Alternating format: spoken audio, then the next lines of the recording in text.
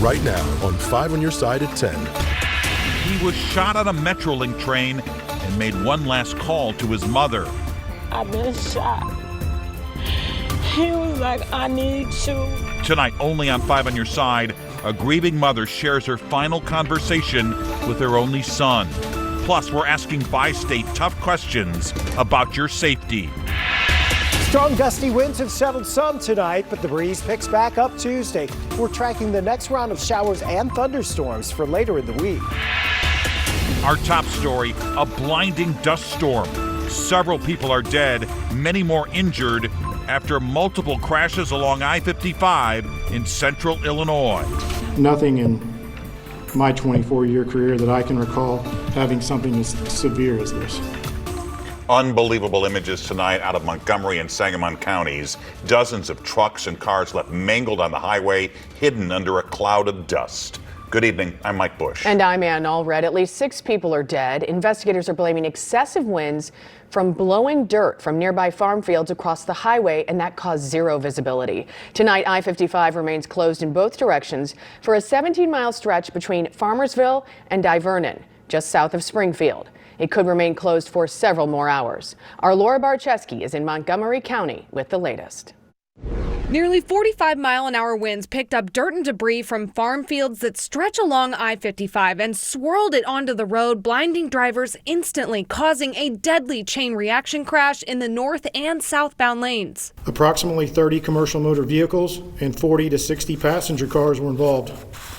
This includes 2 truck-tractor semi-trailers that caught fire as a result of the crashes. Around 11 on Monday morning, Penny Robb and her friend were driving from Wisconsin down to Mississippi when they suddenly found themselves in the middle of the pileup, stuck for hours. They checked in with us over the phone as they continued their trip. At first we thought there was like a fire or some sort. We didn't think there was going to be such a dust storm. And then the closer we approached it, the visibility just continually got worse, and then all of a sudden it was just a complete blackout. Rob says she was able to guide their car into the median just in time as she heard the crashes happen one by one all around them.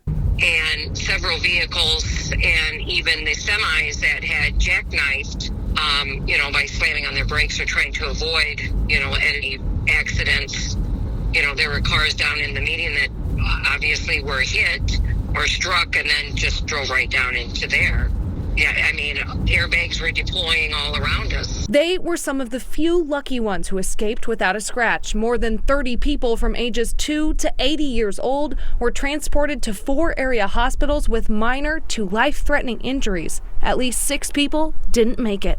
My heart goes out to the families. My heart goes out to anybody that found themselves involved in this particular situation. Now that the dust and smoke has cleared, you can see what's left of this horrific and deadly crash. Illinois State Police say this cleanup is what's been the most time-consuming. There's fuel on the road. In addition, there's car parts, truck parts from tractor trailers and all sorts of vehicles. And of course, dozens of those vehicles to haul off. VDOT assessed the roadway to make sure that the roadway is safe so we can open up I-55 to get motorists back on their way. Police say it's going to take days to fully investigate the crash. More than 30 agencies are helping, and officials hope to reopen the highway sometime tomorrow. Tonight, many are wondering what caused the large dust cloud today. Was it a natural phenomenon or man-made? Weather First Chief Meteorologist Scott Connell joins us now with the answer. Scott? Well, it's growing season. We've started to see everything blooming and blossoming. In the last couple of weeks, we've seen relatively dry weather around St. Louis. That's allowed the farmers to work the fields, as they would do, to prepare for planting.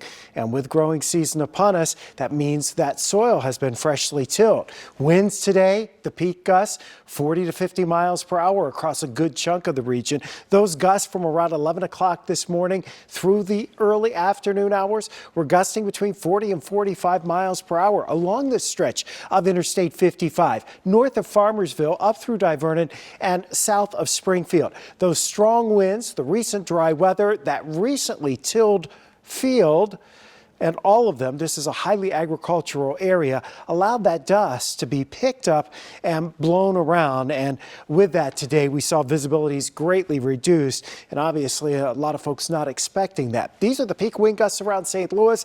Our top one was at St. Charles. We kind of think that one might be a little bit fishy because it tends to read a little bit higher. But St. Charles and Smartfield's also out the middle of the floodplain. So there's nothing really out there in the floodplain to stop those winds.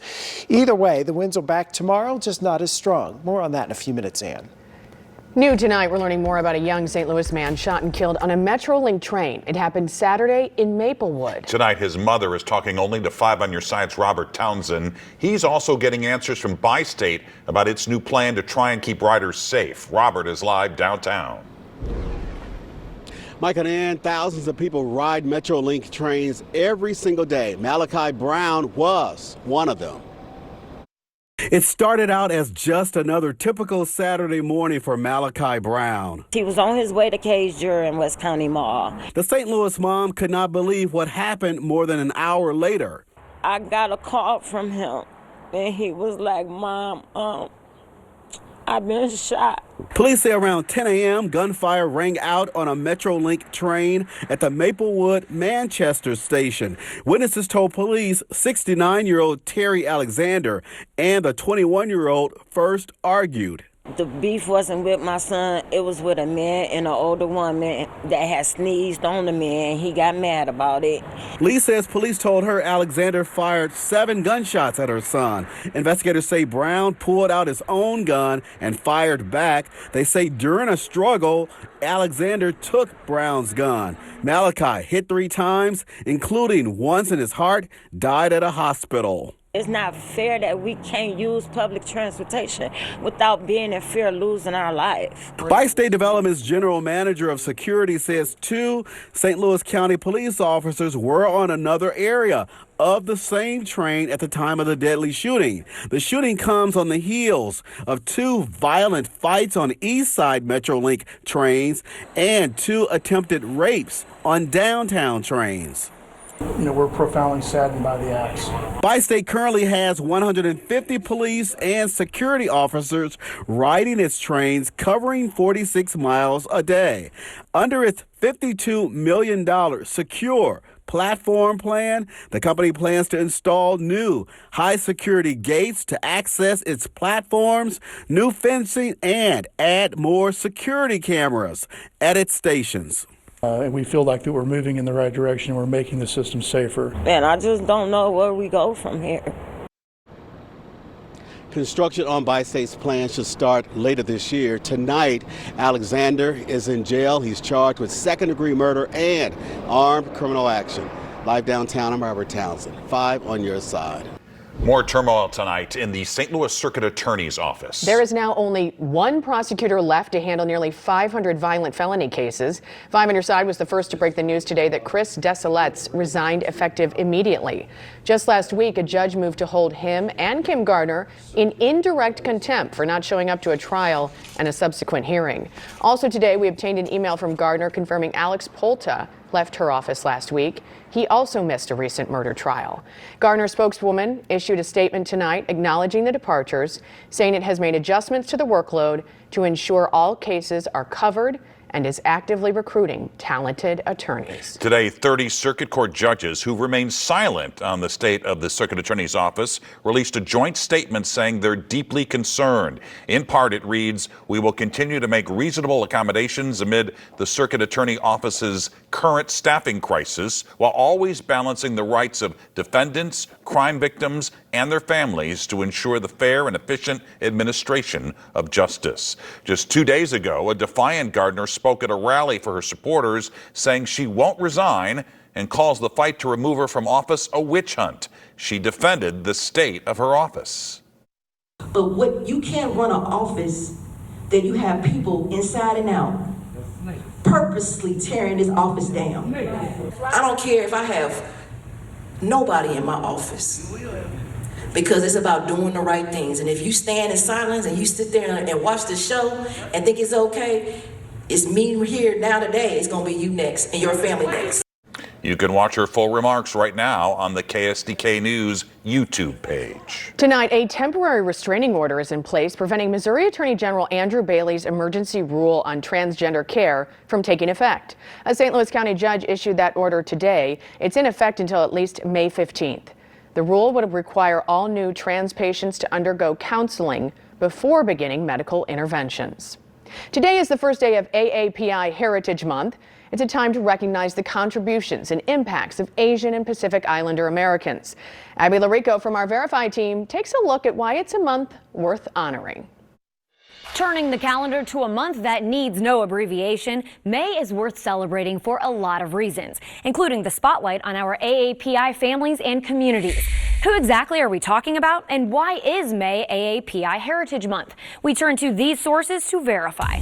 AAPI stands for Asian American Pacific Islander, those whose ancestry and culture comes from this part of the world. That's more than 19 million people, and Asian Americans are the fastest growing racial or ethnic group in the U.S., according to Pew Research Center analysis. There's a lot of diversity of nationalities and ethnicities within that AAPI label, which is why not everyone agrees on it. People who are Hmong or Indian or Samoan or Vietnamese or Filipino, for example, each bring their own different lived experiences to the table. On one hand, the Smithsonian details how solidarity among Asians, especially since the 1960s, has led to increased visibility. But there's concern that the unique traits and needs of some groups are minimized when lumped together. But May is a chance to share and celebrate this diversity, as well as all we have in common with others. After 3 years of AAPI Heritage Month by way of annual presidential proclamations, this 1992 Act of Congress put it on the calendar permanently, recognizing, quote, Asian and Pacific Americans have contributed significantly to the development of the arts, sciences, government, military, commerce, and education in the United States. According to the official .gov webpage on the topic, May was chosen to commemorate the arrival of the first Japanese immigrants in May of 1843, as well as the completion of the Transcontinental Railroad, built by mostly Chinese immigrants in May of 1869. No matter your heritage, May is a great opportunity to support and learn more about the contributions of the AAPI communities in this country and in your town. With your Verify, I'm Abby Larico. What can we verify for you? Please send an email. The email address, verify@ksdk.com. No air freshener, no rosaries, no dice. The push tonight in Illinois to put an old state law in the rearview mirror. Sticker shock at the car dealership lot. Tonight, the surprise findings on what's driving up prices. We kick off the month of May with temperatures just a bit below average and gusty winds. The change is coming, though, in about a week that'll really bring out the blooms of the May flowers. New tonight, St. Louis County Police investigating a possible murder-suicide in North County. A man and woman were found shot to death this afternoon at the Brighton Apartments off Old Halls Ferry Road. Investigators believe the man shot the woman before turning the gun on himself. Their identities have not yet been released. This is the second murder-suicide in North County in 2 days.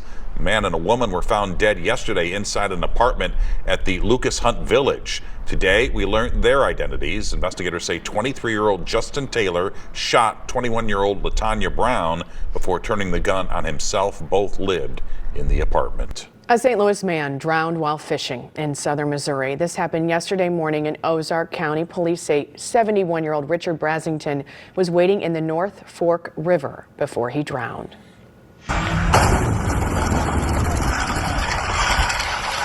Caught on camera, a stolen car crashes into that school bus. All caught on camera. Tonight, at least 2 people are recovering, including an 11-year-old who was on the bus. A 15-year-old teen who was in the stolen car fell out and was dragged by the car before it crashed into a pickup truck. Several people inside that stolen car ran off.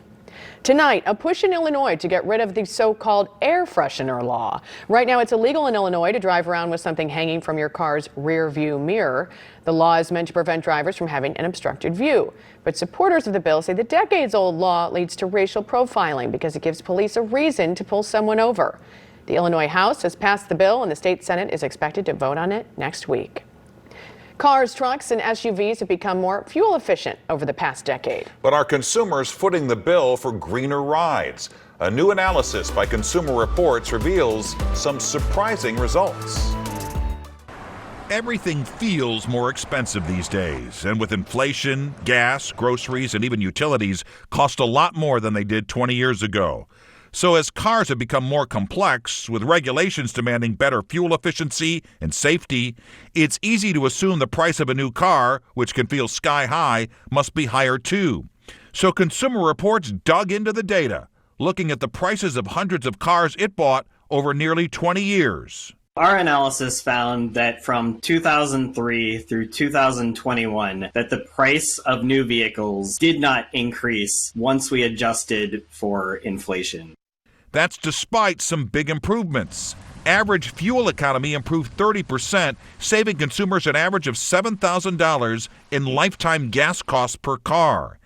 And significant gains were also made in safety, with improved crash protection and technology to help avoid a collision. Electronic stability control and backup cameras are now standard on new vehicles, and many manufacturers are now including automatic emergency braking and blind spot warning. But even if the prices of individual vehicles are staying the same, data shows people are paying more for new cars. Why? Consumers are buying more expensive vehicles. Sales of SUVs have doubled, while sales of less expensive sedans and wagons fell by almost the same amount. CR says you'll get more bang for your buck buying a car versus an SUV. Consumer Reports' top tip for the next time you head to the dealer: don't buy more vehicle than you need. It can cost you in financing, insurance, fuel economy, maintenance, and depreciation over time. All right, let's get to Chief Meteorologist Scott Connell with our weather first forecast. It has been so chilly, and I remember a couple weeks ago we were talking about how the usual temperature in April is high 60s, 70? Yeah, and now we're into May, right. and we usually get a pretty good jump, but not today. Temperatures held in the 60s around the St. Louis area, but at least we had some sunshine. The thing we had today was that wind, and as you well know, the growing season now has begun. Everything's becoming much, much greener, and because it's recently been dry, farmers are now working the soil. And that today, with the recent soil having been tilled up and being dried out, you see the wind picking that up, and you saw visibilities greatly reduced into portions of central Illinois today, close to zero. And of course, the investigation into that terrible accident continues. But just a reminder, when those visibilities go down, you need to slow down so to avoid things like that, or at least minimize the impacts if possible. Why did we get all the wind today? Same reason we're going to have gusty winds tomorrow. That storm system, it's up in Canada, but it's swinging around, chilly air behind it, and strong winds too. There's even snow across a good chunk of Michigan tonight, some down into West Virginia. It's not out of the question early tomorrow that places like Detroit and Cleveland could see some wet snowflakes. Meanwhile, we're nice and quiet here close to home. Outside of the wind, we've seen mainly clear skies this evening. Our temperatures are holding in the 50s in town, slightly cooler in the lower 50s outside of town, but still for this time of year, those numbers are pretty good. In St. Louis, 57 degrees. The air is very dry, but we still have that breeze. Out of the west at 10, it's not gusting like it was earlier. 66 for the high today, 48 was our low this morning. We will see temperatures back into the 40s to get you out the door on your Tuesday morning. Mainly clear skies overnight, plenty of sunshine again tomorrow. The breeze a little gusty, but it's just that. Compared to today, it's not as windy, but those winds will still be strong. As we go through tomorrow, again, a lot of sunshine for us. There's nothing immediately down the road. So Tuesday into Wednesday, looking good, even into a good chunk of Thursday. What we'll be looking at, though, is for Friday night into Saturday and carrying us into the weekend, active weather developing across our region later Thursday night into Friday. This should be a pretty good rainmaker. We haven't had a big rainmaker in a couple of weeks. This one has the potential of producing more than an inch of rain over a more widespread area, and that'll take us through the day on Friday. As we head towards Saturday, the better chances for rain will shift east of St. Louis, but it's not going to completely clear out this weekend. We will have that chance for some showers continuing. So we're talking temperatures slowly creeping back into the 70s by Thursday, but then because of the clouds and the rain chances, a little cooler for Cinco de Mayo on Saturday. We will warm, though, by the end of the weekend into next week. That's the May weather you're expecting. Temperatures closer to 80 or in the 80s. Get those plants in the ground. I've been waiting patiently. Good. All right, Scott, thanks. Frank is here with sports. Mike, the 5 greatest calls of Mike Shannon's career. We're breaking it down for you. And Andy Van Slyke has a suggestion for the Cardinals. Stick around, please. The Sports Desk is sponsored by Jim Butler Chevrolet, the Midwest's #1 Chevy dealer 10 years running. Over the last 24 hours, we've been celebrating the 83-year life of Mike Shannon. Joe Buck began his career with Mike in the KMOX booth, and Joe told me today he attributes some of his success to those early years with Mike. I learned the game of baseball from Mike, and so I would take a lot of stuff that I would hear and watch him say on a Cardinal radio game that I would do with him and take it to the national broadcast that week. You know, old Abner's done it again when the 3, 4, 5 hitters are coming up in a one-run game in the 9th inning is brilliant. And that's Mike. And so I would say that from time to time. So I owe so much to him, and you know, I hope I made him proud. Mike Shannon's voice and style in the broadcast booth was uniquely St. Louis, and he has a number of calls in his career that will never be forgotten. Our Corey Miller counts them down. With 50 years in the booth, Mike Shannon has been on hand for some of the biggest moments in Cardinals history. But what are his best calls? Let's look at 5. Number 5, a moment in 1999 unlike anything we'd ever seen before, since, and probably never will again. Swing and a long one. There it is, folks. Baseball history. A second Grand Slam home run for Fernando Tatis in the 3rd inning in Los Angeles, California. Wow. Get those record books out, folks. Number 4, Bob Forsch's second no-hitter, and still the last one we've seen in St. Louis. Swinging a ground ball. The third baseman overthrown has it. The throw. Forsch has pitched a no-hitter. It's the first time in the history of Cardinal baseball that a pitcher has 2 no-hitters. Number 3, the moment that left Houston speechless in the 2005 NLCS, but Shannon had just the right words. Swing and a long one. There it is, baby. The Cardinals take the lead as Albert Pujols comes through in the pitch, and the Redbirds lead this baby 5-4. Number 2, my personal favorite, a Kerry Wood brushback and ensuing Pujols bomb on Independence Day 2003 sends Shannon into a frenzy. Take a ride on that one, big boy. Swing and hello, 4th of July.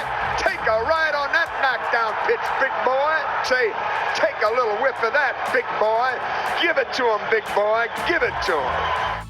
And number 1, pure elation on perhaps the most unexpected play in Cardinals history, thanks to a 3rd-string catcher and his daring dash. Drummer stealing home. He is safe, and the Cardinals win. Drummer stole home. The dugout comes out, and they congratulate him. You wouldn't believe it. So raise a cold, frosty one to the Moon Man and his timeless calls that filled our St. Louis summers. Great work, Corey. Cardinals are coming off a brutal 2-8 road trip. They will host the Angels in a 3-game series beginning tomorrow night.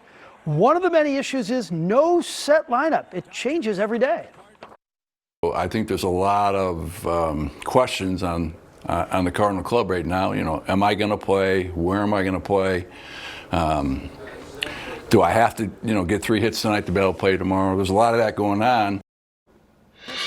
Celtics hosting the 76ers in Game 1. Jason Tatum was majestic in the first half. I mean, he was unstoppable. Look at that range. He ended up with 39 points. However, the 76ers, who played without Joel Embiid, got a Herculean performance out of James Harden, 45, including that dagger 3. They steal Game 1, 119-115. Devils and Rangers in a Game 7, and this doesn't happen that often. A shorthanded goal. Michael McLeod will get it for the Rangers. And the Devils, for the Rangers, and the Devils never look back. They win the game 4-0 against New York. Vladimir Tarasenko will not win the cup for the New York Rangers. The Devils will advance. And that will do it in sports. All right. Thanks, Frank. It is a banner year for the moms. The record spending expected for Mother's Day. Going out of business, bankrupted home goods retailer Tuesday morning has been sold off to a liquidation company. Closeout sales have already begun at its 200 remaining stores, and that includes the stores in Ellisville and South St. Louis County. Legendary rock and roll band Aerosmith will play St. Louis one last time. The Peace Out Farewell Tour will stop at Enterprise Center on October 26th. Tickets will go on sale Friday morning through Ticketmaster. Mother's Day is less than 2 weeks away, and this year Americans are expected to spend a record $35 billion on dear old mom. That is $4 billion more than last year. The most popular gifts are flowers, greeting cards, and special outings. So it's 2 weeks from yesterday, everyone that doesn't know. And what is happening in your house? I just realized it was 2 weeks from yesterday. You just told me. And you said you might cook. No, I said brunch. I better make the brunch reservations for myself. What are you doing? We're gonna have everybody over. I'm gonna cook brunch. He is a really good cook, if you didn't know. Yeah, mothers get to rest on Mother's Day. There you have it. 5 on your side at 10. The Tonight Show starring Jimmy Fallon is next. He's got Rosie O'Donnell tonight. Thank you so much for being with us. Start your day with Today in St. Louis at 4 a.m. Have a great tomorrow.